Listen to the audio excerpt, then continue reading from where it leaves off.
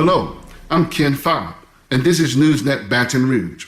Grab yourself a tea or a coffee as I go over with you the headlines from our area and region. The actual hearse used to carry the body of Dr. Martin Luther King Jr. after his assassination more than 50 years ago is now on display at the Capitol Park Museum in downtown Baton Rouge.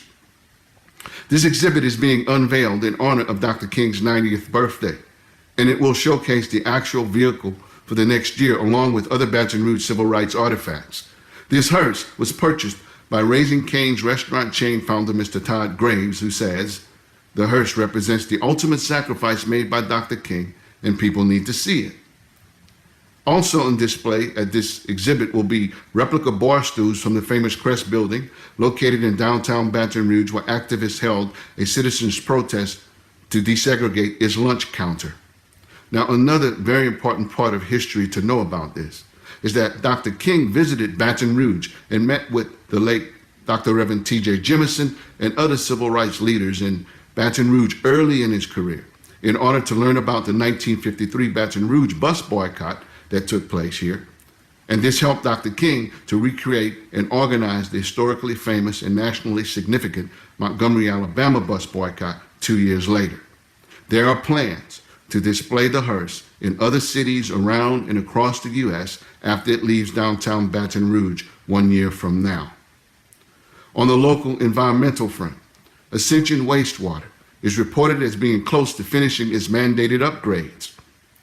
The wastewater treatment company and state environmental regulators have reached a tentative settlement of long-standing compliance orders that require over $10 million in upgrades to more than 150 community sewer systems in Ascension Parish, Livingston Parish, and East Baton Rouge Parish. This drafted settlement, now being considered for public comment, would require the Prairieville-based company to pay $357,000 in civil penalties in 3 installments over a 2-year period in order to resolve its many compliance issues dating back to 2003. Ascension Wastewater is a company that has more than 16,200 customers covering 3 parishes. Almost all of its customers are residential customers, and the majority of its customers are located in Ascension Parish. Over the years, DEQ's non-compliance records show an array of water quality issues, from bacterial markers for fecal matter to suspended solids and nutrient loads that deprive native aquatic life of oxygen. This company is the largest private sewer provider in Ascension Parish. Now, the Baker man accused of accidentally but fatally shooting his girlfriend last February while firing a weapon at his brother's dog did not show up for court this past Tuesday, where he was to be arraigned on a negligent homicide charge before State District Judge Lou Daniel. Judge Daniel issued a bench warrant for the arrest of Rycom Rogers, a 28-year-old of 2421 McHugh Road.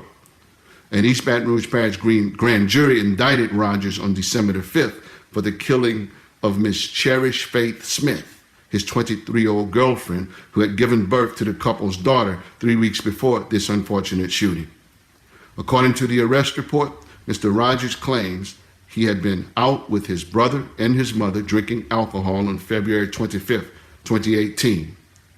He returned with his brother to the couple's McHugh home, where his brother often stayed over. After a heated argument with his brother, Rogers released his brother's pit bull dog from the backyard and started shooting at the dog with a semi-automatic handgun. Upon firing 4 or 5 rounds, he missed the dog, but accidentally hit his girlfriend, Miss Smith, who was shot in the stomach and later died at a hospital. If he is convicted of negligent homicide, he could be sentenced to up to 5 years in prison. Rogers' initial bail was set at $31,000, but now he has a pending bench warrant for his arrest for failing to appear as scheduled before Judge Lou Daniel. These have been your local headlines with yours truly, Ken Fobb, and I hope to see you next time right here on Newsnet Baton Rouge.